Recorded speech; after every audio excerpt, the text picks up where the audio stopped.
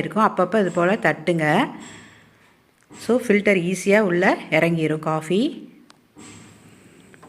So ஒரு பித்தளை டபரா set எடுத்துகிட்டு 1 ஸ்பூன் சுகர் போட்டுக்கோங்க.